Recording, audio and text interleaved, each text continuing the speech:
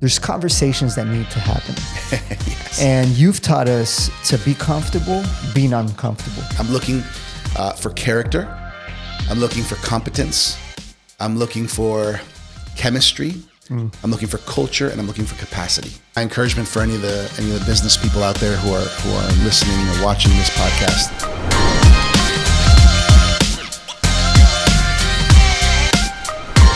What is up, everyone? Welcome to Faith and Business Unfiltered. Today's guest is host of the Avail podcast, which is a highly recommended leadership podcast. He has toured Latin America with his band Contagious, also the US. He is most recently the lead pastor at Vertical Church, a growing and thriving church in South Florida. And he's a husband, a father of 3 amazing kids. Pastor Virg, welcome to the show. It feels good to be on the Faith and Business Unfiltered podcast. I'm excited. I'm hyped. It's going to be fun. You know what? I'm excited. I want to focus on leadership today. Yeah. Obviously, you have the experience. You are qualified. You are practicing it. You are one of those people that walk the talk or talk the walk, however you say it. Yeah. But I'm excited. We're going to focus on leadership. And hey, you might say, well, I'm not leading an organization. I'm not leading a business. But you know what? You're leading your life. You're leading your family.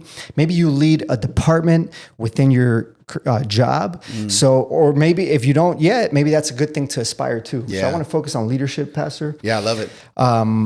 Before we begin, though, I want to honor you because you are a person that anytime we're around you, you elevate the people around you. Kind of like Jordan, right? Jordan elevated the game. He was like a person. He made the people around him better, right? Yeah. Yeah. And yeah. so do you. I appreciate that. Also, you're a very giving person. You serve with open arms. So I had the opportunity to serve under you for a few years, and I've learned a lot. So thank you for that. Yeah. You ready to get into it? I'm ready to get into it. I appreciate that, and I want to just shoot a little bit of love back your way. I love you, John. I've seen you grow in your life. I had the privilege of actually marrying you and your wife, Sarah. That's right. And seeing you grow, becoming a father, seeing you serve and lead in ministry, and obviously also in the marketplace. And the passions that you have, I love it. So keep that fire alive. Awesome. Well, thank you for that. Yes. So one of the things when I was serving under you, I remember you said, I don't hire employees. I hire leaders. So the question is, what do you look for in someone before you trust them with leadership? That's a good question. So yeah, I like to say that I don't hire people to do a job. I hire people to lead people and build teams. Because ultimately, the goal is for people to go beyond themselves. So the question you ask, I have a lot of answers to. I would say there's a list. There's a couple of lists that I have. One is a list of C's. So when I'm looking for somebody with leadership capabilities, even if it's to lead or maybe someday have a staff position, I'm looking for character. I'm looking for competence. I'm looking for chemistry. I'm looking for culture, and I'm looking for capacity. So the first C is character, right? Which is does this person have the internal fortitude? We're a church, so characteristics about faith and relationship with God are important to us. So character, can I trust this person, right? Competence is, can this person do what we need them to do, right? Yeah. So in terms of church, if somebody's going to be a worship leader, can they sing? Very important, right? If they're going to be leading, or serving the kids, are they good with kids and with kids' parents, right? Competence. Then there's chemistry, right? We are an organization, which means we're a team. So does this people get along well with others, or do they rub people the wrong way? That's huge. Yeah, it's huge because you can have, you can be competent and have great character, but not get along with the people on this team and organization. Then there's culture. Is do they get it? Do they get what we do and how we do it here? Understanding the culture of the organization, and then capacity. Can this person grow? Can this person increase their capabilities, their capacity? Do they have more and potential? And can we tap into that as they grow, as they lead, and as they're doing what they do? So I love that as a kind of as a filter. Sam Chan, one of my mentors, he has an acronym called STAFF, which is S for strong, we need people that are strong. T, which is teachable, people that take correction well and don't get offended when they get correction or are taught something. STA, attentive details. Excellence is in the details. F, firm. Firm means they're not blown away with any little wind. They're not one day here, one day not here, shaking. They're firm. And then faithful. They're committed to God. They're committed to me as the lead leader. And obviously as pastors of a church, we've come to another thing that we've understood, my wife and I. We need to know if people feel a calling to us, because if somebody's looking for a job and they get the job, but then somebody else offers them something shinier or better, then they would just go for that because it's a job. Our question is, do you feel called to the vision of our organization, in our case, a church, and do you feel called to our leadership? So these are some of the things I look at and consider. And I've just learned a lot of things that help. And by the way, I think this might help viewers and listeners. Absolutely. Sam Chan wrote The Sequence to Success, and he talks about 3 O's, right? Observations, opinions, opportunities, right? I love this. So, let's take this podcast, right? You invited me to be a guest. So why am I here? Well, you observed some things in me, in my life, right? In this case, maybe leadership, right? You formed opinions based on the observations. You observed me in leadership position. You served with me, watched me lead, were with me. Then you formed an opinion about me, and then you gave me an opportunity. Observation, opinion, opportunity, right? Why did you wear that shirt for this recording? Well, you observed at the store, or what are you looking for? You formed an opinion. That's a good size. That's a good color. I like the style. And then you gave it an opportunity, right? And so in life, for everybody who's listening, in life, how did you get to the role that you're at? How did you get to the position you're at? If you're a leader, how did you get there? If you want to be promoted, how do you get somewhere else? It all comes down to observe. What are people observing in you? And what do we observe? We observe attitude, preparation, competence.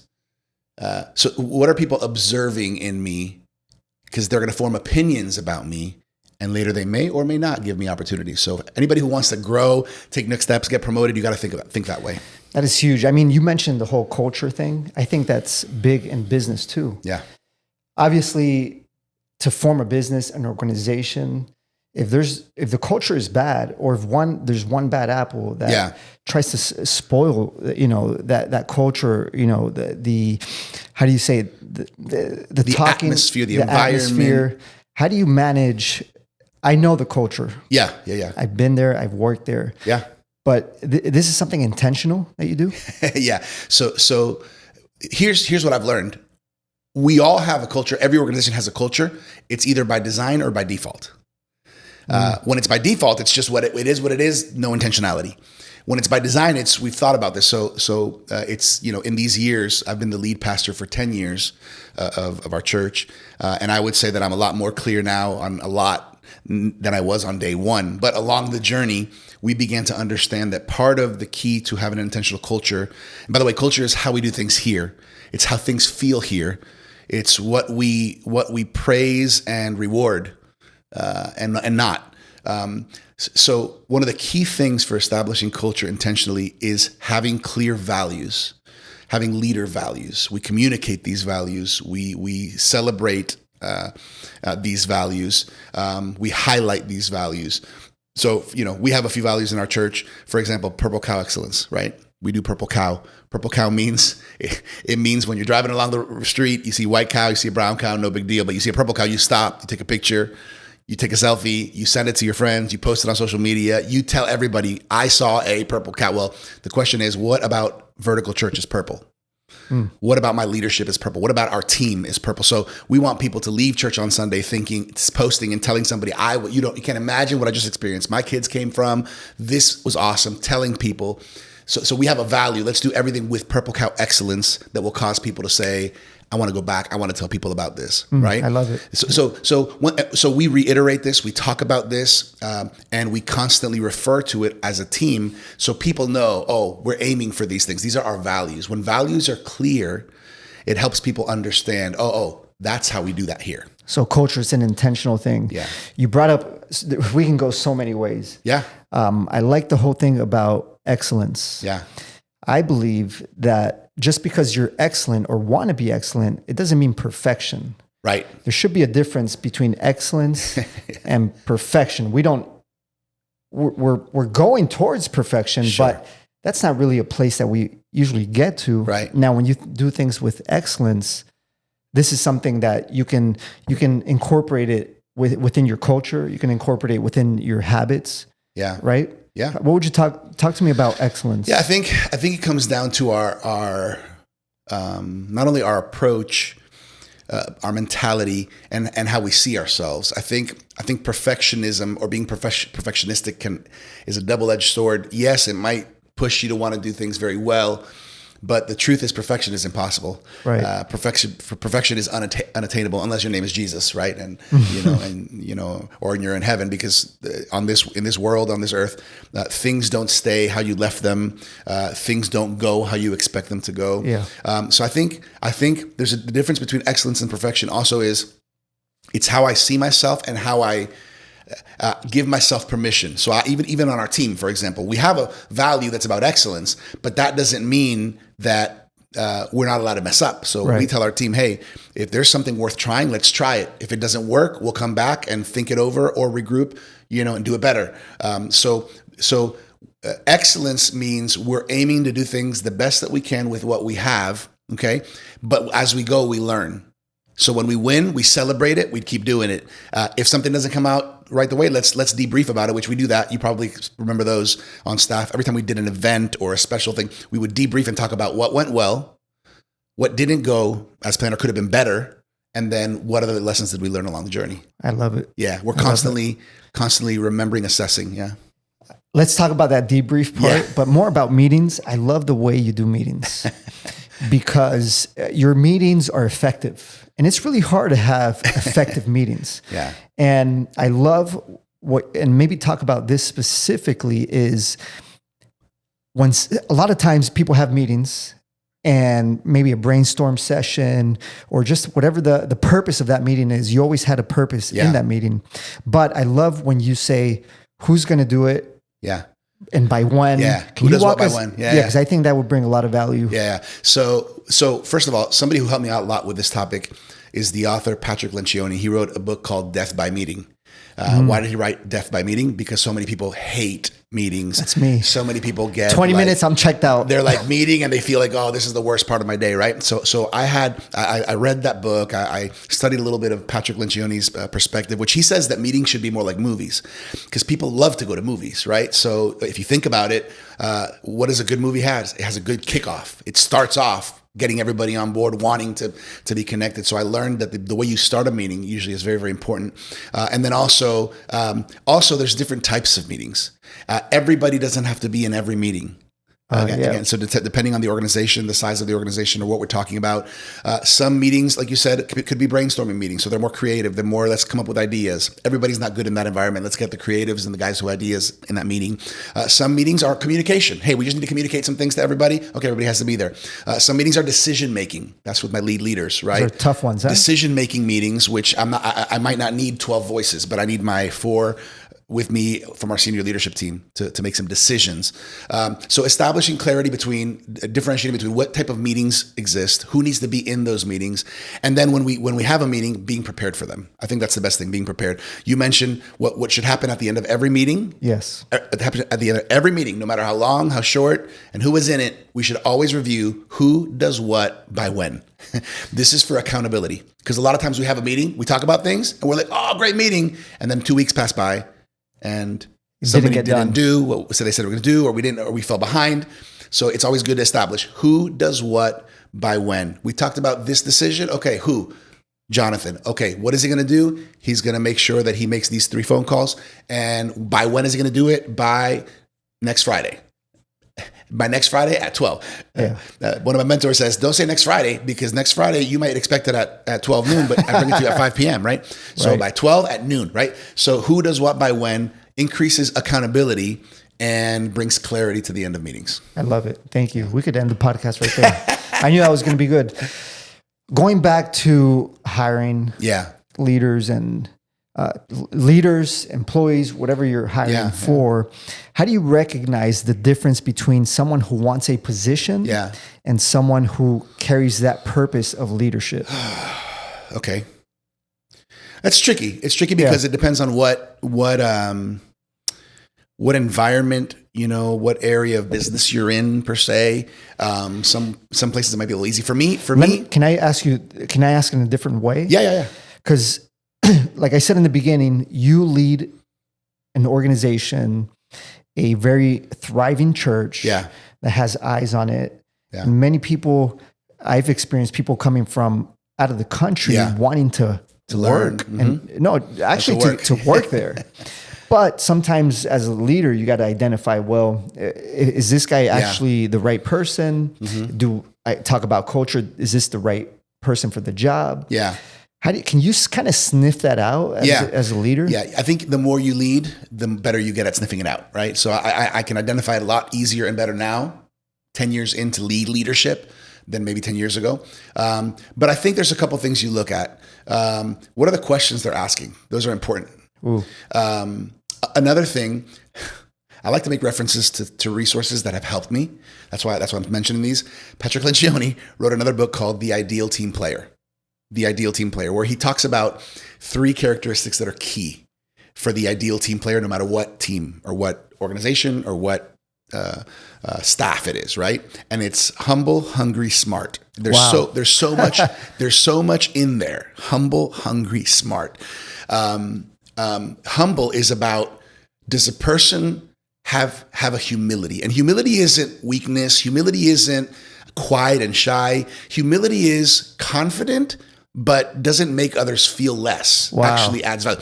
So humble or humility, does somebody carry that when they're in an atmosphere? Do others feel, like you said earlier, encouraged by them, or do they want the attention?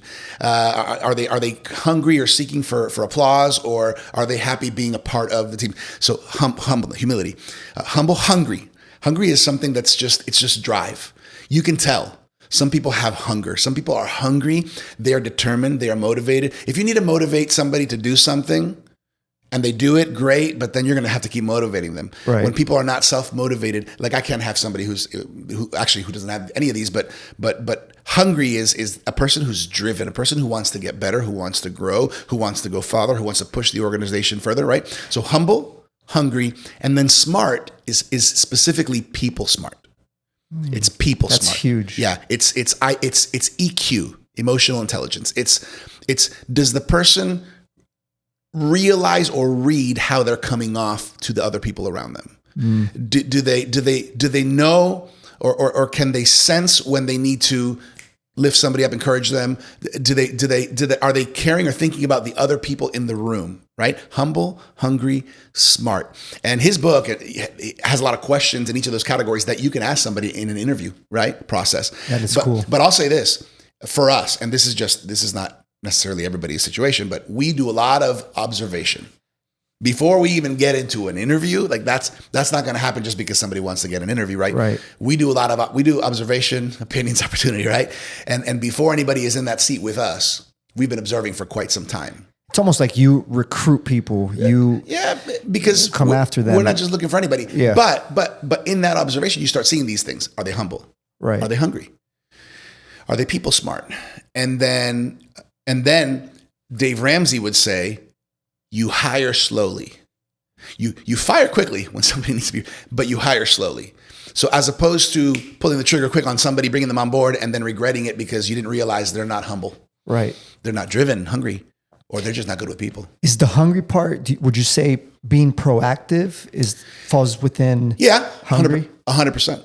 Hungry is proactive, self-motivated, learner, personal growth. Yeah. But also, let's go, let's run, get to work early. Okay. Put in the extra work and effort. You know what I mean? Going back to the emotional intelligence, being smart, do you think that's teachable? I think aspects of emotional intelligence can be taught. The term we use in the church world is discipleship, right? I've seen, as I've discipled some people on a journey, kind of leading them or teaching them or mentoring them, helping people become more aware. I think a lot of times it's connected to how self-aware you are. And so I think some people grew up in an atmosphere where nobody taught them that, or they grew up in an atmosphere where there was a lot of entitlement, or maybe parents didn't do too much discipline, or, and then real life hits. Yeah. And they're like, people expect you to be on time when you're working here. Or, you're supposed to, so I think that's a pet peeve of mine. I'm sorry to bring that up, but if you're late, I feel disrespected, right? Because if you make the effort to be on time, we all live busy lives. Sure. Right? Yeah. So when someone comes late, you're saying that you're busy, I'm not. Right. I take it personal. Maybe I shouldn't, but I think that's such a big quality to being on time. Yeah. And on time comes down to the values too. Is late, right? Be early. Yeah. I'm not going to butcher that one, but faith and business unfiltered. Yes. Okay. I put that unfiltered piece on purpose. Uh-huh. It's a word that's purposeful, intentional, because sometimes we come on these podcasts, we talk, and we talk about it in church that we use masks, right? And people put masks. Sure. And as a leader, I know you've experienced this, and you're probably going to experience it a lot more, but I want to talk about this piece in an unfiltered way. And as a leader who invests time, energy, resources in forming leaders and people, what's the hardest leadership lesson you've had to learn, and how did it shape you, how you lead today? Okay. That's a question that makes me think. A couple things come to mind, even when it comes to just maybe difficult moments in my leadership journey. Okay, I'll mention something general, but then I'll mention something specific. So leading in COVID. Wow. Leading during COVID, right? Leading in 2020, which you happened to be on staff at that time in our church. Such a difficult time for leaders. I had never been through anything like that. And so what do you do as a pastor when people aren't allowed to come to the building anymore? And what do you do when church is all about congregating and being with each other and encouraging? What do you do when now everything's got to be digital? And what do we do with the staff? Division aspect. Will people give? Because part of the way we survive as a church is by the donations and the tithes and the offerings of the people. And if they're not coming, will they give? And so navigating leadership during 2020 and 2021 during COVID and all that was an interesting journey, but it was extraordinary learning. And as a team, I think we were awesome. We did an awesome job.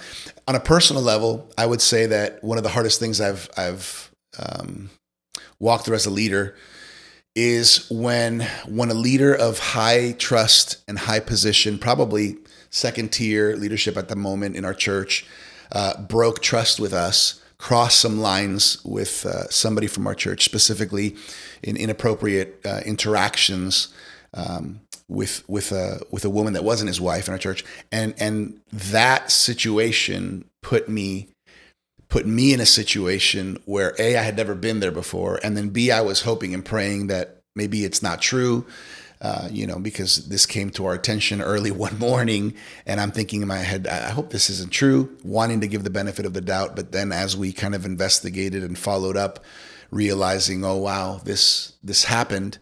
And this guy who was in a high position of trust and leadership crossed some lines that he shouldn't have crossed, and so having to walk through that. Like honestly, there was a lot of tears were shed during that season. Then having to deal with that, confront it, because we had to kind of confront the situation, seek out mentorship and guidance, and what do we do in situations like this, and then leading the church, leading the team that he was the leader of, and kind of communicating in a life-giving way to the people that kind of needed to know in the church. Wasn't fun, wasn't easy, and it was very, very painful. And then hearing things that were said, and then having to feel like we were defending ourselves with other members of the church, questioning us on decisions that were made because they didn't know the details. It was a difficult challenge. How do you lead now knowing that happened and that it could happen again, because I've heard on many podcasts, specifically one that I listen to a lot. His name is Ed Milet. Okay. And he's a multi-millionaire, a man of faith, believes in God. But he talks about how as a leader, you're going to get hurt a lot. Yeah. And if you're not used to talk about the firing fast, it's something that we're going to have to get used to. Maybe in the church world, it happens a little differently. Sure. Because we care for the people. It's tricky. Because we care for them, right? We truly care for their soul. I have a hat that is boss, but then there's another hat that's pastor. Right. And that's a relationship there, which is very tricky to navigate as compared to business world where there's not that other hat. Right. Yeah.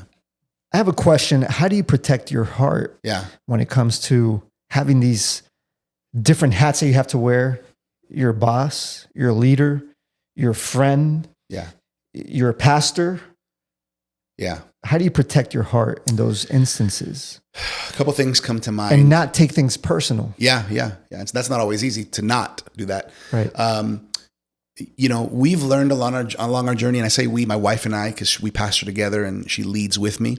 Having some mentors in my life and overseers, which are, pastors, most of them are older than me and have more experience and are further down the road than me, and being able to lean into them and understand, okay, this is part of it. This is part of the journey, including Sam Chand, who's a mentor, who, by the way, wrote a book called Leadership Pain. What a beast of a guy. Yeah, he wrote a book called Sam Leadership Chand. Pain that talks about this.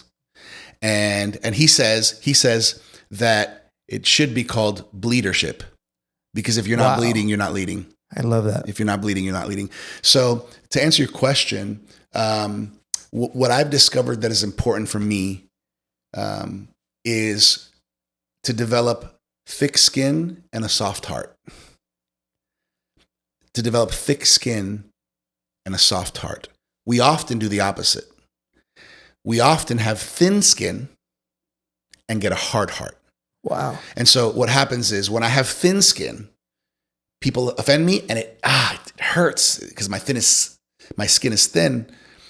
And then I get hard-hearted because I can't believe he did that, or I can't believe she said that. And so now instead of letting people in, I'm more keeping people out.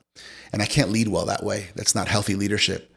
And so what I've learned from others and in this process and some of the resources that I've been able to read and take in is how do I learn to develop thick skin? Because people are going to say things. People are going to, especially if they're hurt, because hurt people. And a lot of times as a pastor, you're getting the brunt end sometimes of difficult situations. So, okay, how do I develop thick skin so that even when people say things that are hurtful, it can slide off. It doesn't have to attach to me, right? And then how do I develop a soft heart so that I still am caring and I'm still loving and I'm still willing to have relationships and friendships and not close myself off like I've seen many leaders do.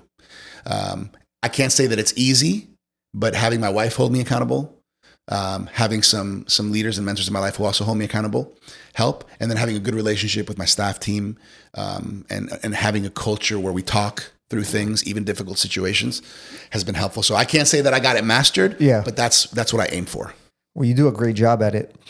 Thank you. Here's another one that I've learned from you. This is a huge one because this can help people in their marriage, at work, with a friend. Many times there's conversations that need to happen. Yes. And you've taught us to be comfortable being uncomfortable. Right. Those tough conversations that we need to have. May have a tough conversation with your boss because you're underpaid. Yeah. You may need to have a conversation with your wife because things aren't aligning. You may have to have a conversation with your teenager. Mm-hmm. You may have to have a conversation with someone. You do a great job at having those difficult conversations in a way that protects the person, protects yourself. Walk us through that process. Yeah, I appreciate that. I think I learned early on, especially as the lead leader, that there's no way that you can lead well if you run away from difficult conversations. So I've heard a few people teach on this that I've learned and gleaned from. Brendan Wavshko, who's part of the Ramsey Solutions team with Dave Ramsey, he talks a lot about, he has like a scientific method of how to manage uncomfortable conversations, especially when it has to do with employment and staff member not performing, or even maybe needs to be fired, right? I've also heard Sean Lovejoy in the church and Christian pastor world talk about courageous conversations. So I think it takes courage, and I think my gut tells me that a high percentage of people, they don't like hard conversations. They'd rather avoid them. Most people rather avoid them. I've gotten to a point in my life where I actually I'm ready for them, right?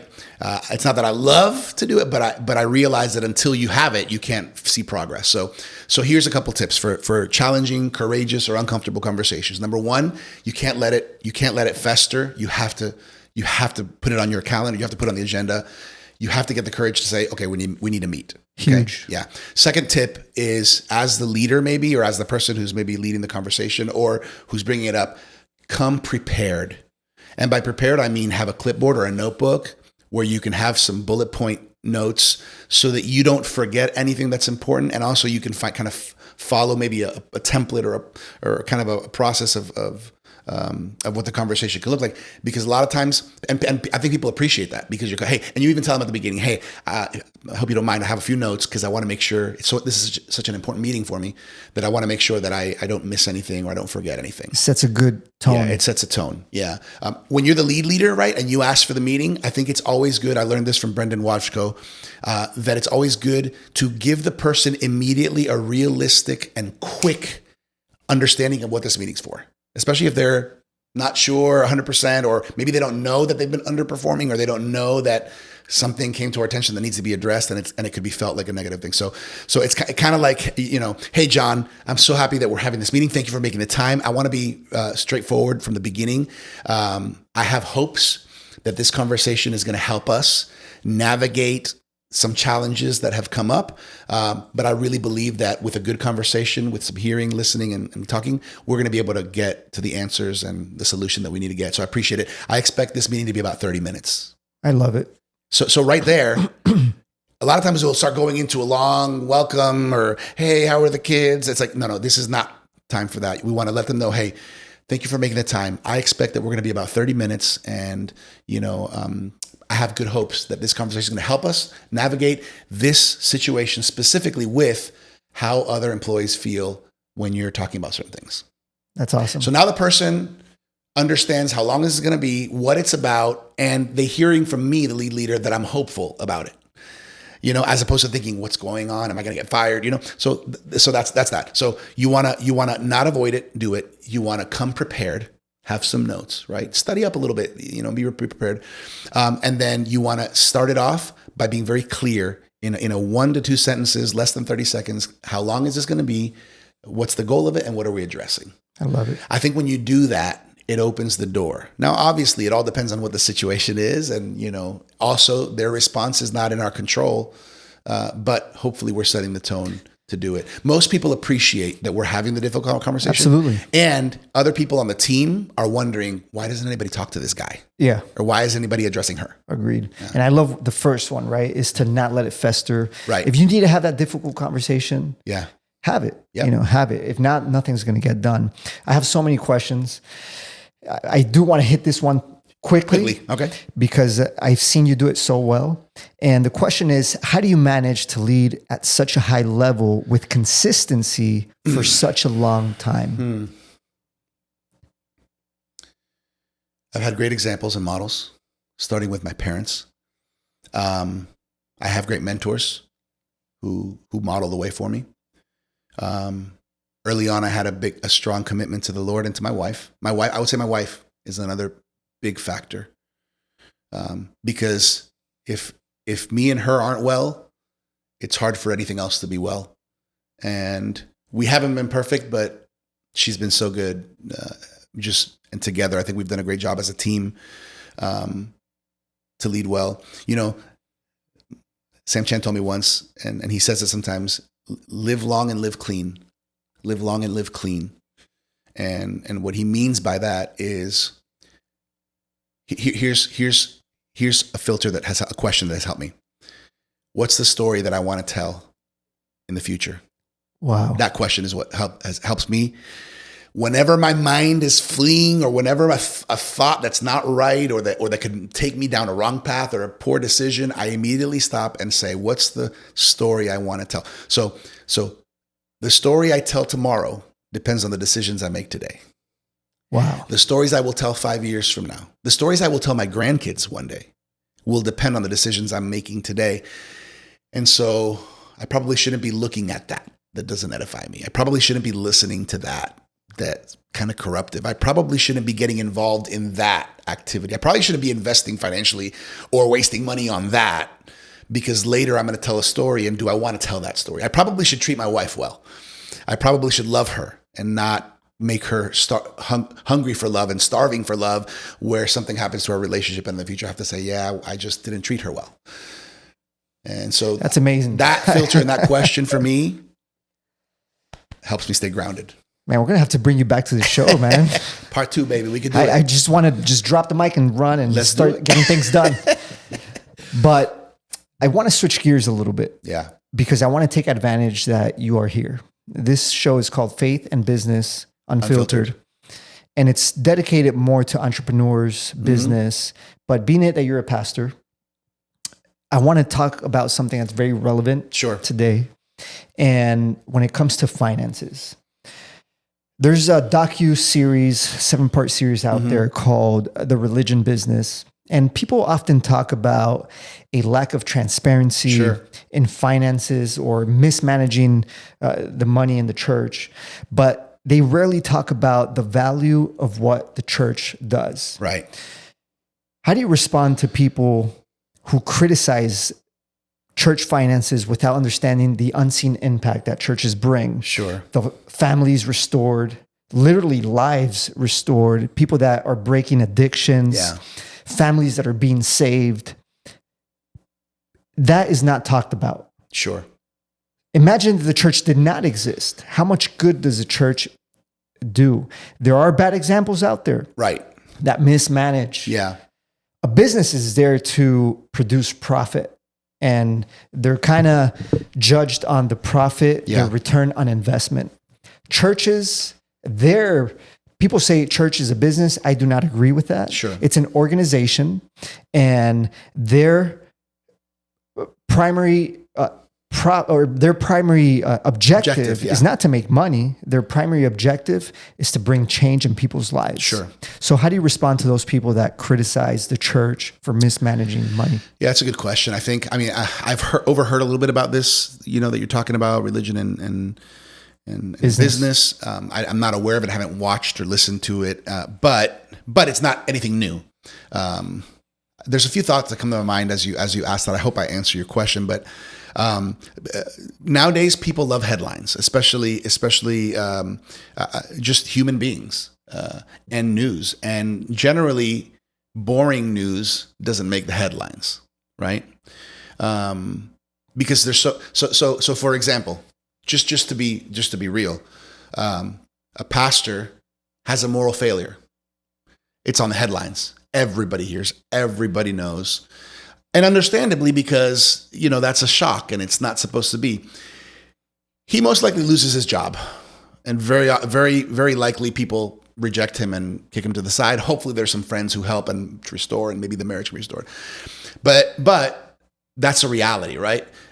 If your lawyer, your attorney, has a moral failure, commits adultery, it's not going to show up on the news. And he can still continue his practice. There's not going to be any repercussions to his job. There's not going to be any repercussions to his professional, because people kind of separate that, and it's not going to get any attention. So it happens everywhere, but it's going to be highlighted in church or with pastors. Now mismanaging the money, it happens everywhere, right? It happens in businesses, it happens in organizations, right? And obviously but what'll get the headline even faster? Well, the bad. So you will hear those bad examples of a pastor or a church, or a church leadership that did horrible things with money, right? Or stole money or whatever, just didn't do well. We'll hear about that. So we'll hear about the 4 or 5, but we won't hear about the 995 that are doing it faithfully and well. we'll hear about the one who committed, or the 3 or the 5, or, but you don't hear about the 1,134 in that city that are doing it well. So people like to highlight misfortunes and other people's mistakes. Another thing I could say is, I don't know the people who did this specific documentary, but it's likely that they might have some church hurt. It's likely that they may have been part of a church who did that and had poor management of finances, and they're thinking, "Oh my gosh, I can't believe they did this." And so I think we're human. We have opinions and we have thoughts. So I think the mistake is when we generalize and say all churches do this or all pastors do this. Now, again, to be fair, I don't know what they're saying in this. I haven't watched this documentary, but what you say is very true. When you look at, now this isn't to justify, we can do some poor things with money because look what we're doing. Well, no. And by the way, I think we take very seriously the finances of our church. We have a lot of transparency. We have external eyes through accounting and auditing services. We have internal eyes through a financial team, and we have a board of trustees, which are responsible for all the big financial decisions in our church. So we have a high value on transparency with our finances. We do an annual report every year where we communicate to the church, this percentage went to this percentage went to this percentage went to this, and our church actually really appreciates that, because when you have transparency and when they can see, the money is being stewarded well and invested well and used appropriately, and we see all the fruit. So what you're saying is, okay, look at the value the church adds. There's students, young people, teenagers that are in church as opposed to out there doing other things that aren't always the best. I've seen students grow up, in church because of the church and because of this youth program that are contributing members of society and making a difference in the community in a positive way because of that result. I've seen marriages be restored that were falling apart. That's a miracle. That's amazing. And headed to divorce. Yeah. I've seen people, we have seen people in our church that were addicted to substances, whether it was drugs, alcohol, or other things. Go through a process of restoration, go through a journey of freedom where they break off some chains from yesterday and be able to open some doors to tomorrow.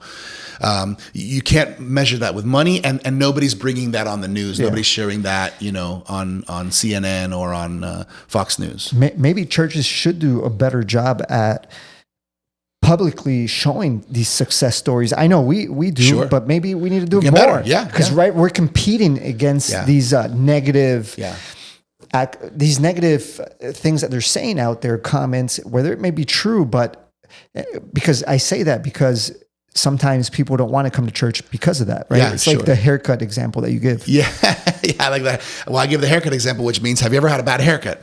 Everybody's going to say at some point you got a bad haircut. The answer wasn't, I'm never going to a barber again for a guy. The answer is, let me find a new barber. You're right. Exactly. Or I'm never going to a stylist again. The answer is find a new stylist. And so I think some people go to church, have a bad experience, and they say, that's it. They're all the same. I'm never going to church again. That's not the answer. I think that's an excuse. And I think it's a cowardly excuse because it puts all blame outside and no responsibility inside. I think there's a powerful thing in churches. No church is perfect, right? And like I tell people, if you find a perfect church, don't go in, because the moment you go in, it will stop being perfect, right? Yeah. But there are churches that have high values, that have high transparency, and that are honoring the Lord, ultimately making a difference in the spiritual life. The church, they've done studies. Harvard did a flourishing life study some years ago and discovered that church is the only institution that touches all of the important areas for human flourishing.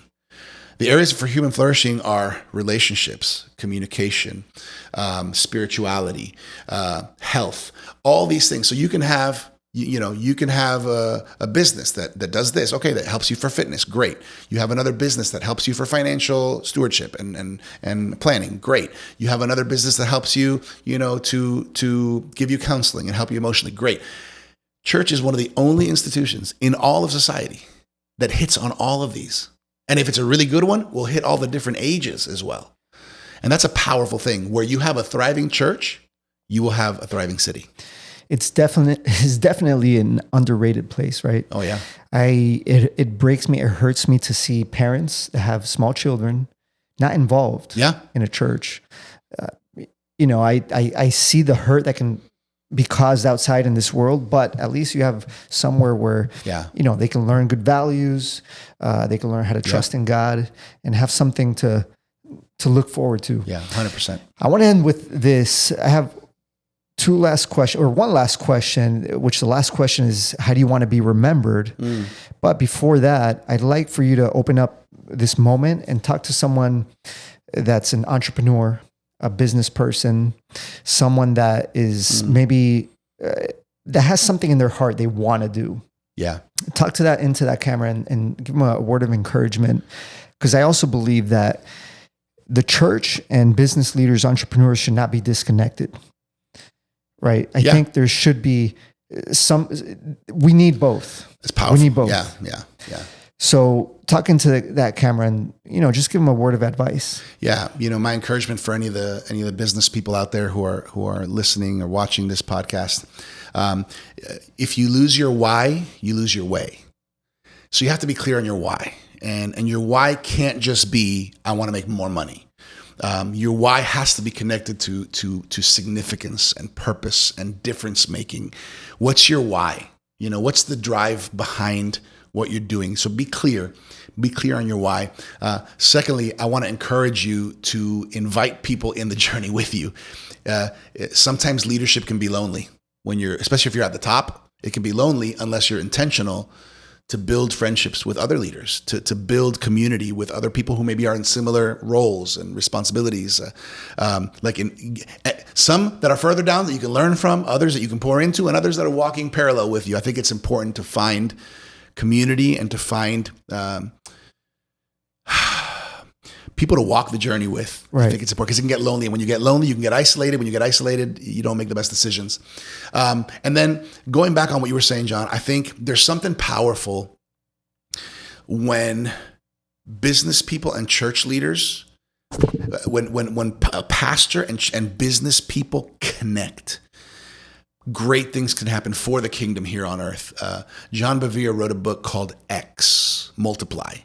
Amazing book. And that book, he gives so many examples and illustrations of people who felt a clear call from God to say, I am called to produce wealth to fund the kingdom.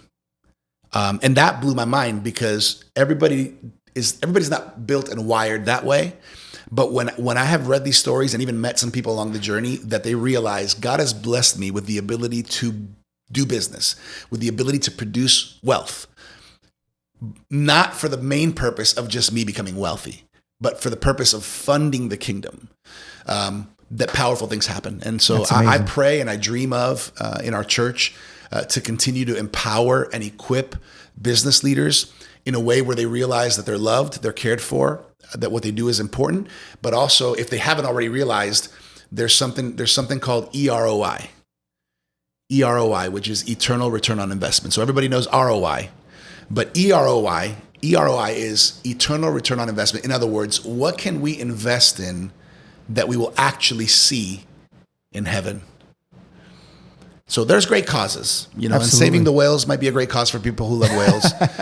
We're not going to see whales in heaven, right? And community improvement, that's great. We're not going to see that in heaven. What we will see in heaven is souls. And so if I invest in areas, church, ministries, foundation, where something is being done to present the gospel, to reach people, that EROI means that investment, I'm actually going to see it on the other side of heaven. And I see a powerful thing happen when church leaders and pastors make a great bridge and connection with business leaders who have a heart for the kingdom, a heart for ministry, and can do great things together. That's why we have a legacy team at Vertical Church. And legacy team is people who have the gift of giving, right? A lot of them are business people who have a gift of giving and have the intention of saying, we want to push the vision forward for the kingdom of God here on earth. I love it. Two last questions. I lied. I said I had, but one's going to throw you off. You're not even expecting this one. The last question, remember, how do you want to be remembered? Yeah. But this question, are you the type of person that squeezes, the toothpaste out of that tube? Do you squeeze every inch of? I do. Do you? I squeeze it all the way up. I'm just curious. I don't like to waste, and I don't like to, when they squeeze the top and then it's all the bottom. Like let's get it all up. Yeah, we have that in common. Come on. Pastor Virg, how do you want to be remembered? I want to be remembered as a man who loved God, a man who loved his wife, and who loved his kids. I want to be remembered as somebody who's trustworthy. That people could say I could trust him and I could count on him. I want to be remembered as a faithful husband, a loving father, and an involved leader. And ultimately understanding that my treasures aren't on this earth; they're in heaven. That's what I'm sticking to that. And that's an awesome answer. Pastor Virg, we love you. Thank you for being here. We value your time. Love it. And I think you spit fire. I love hearing you about leadership. I hear you on Sundays, but you don't talk a lot about it. But I love hearing you on leader. You have a gift to create leaders, and there's more to come. Come on.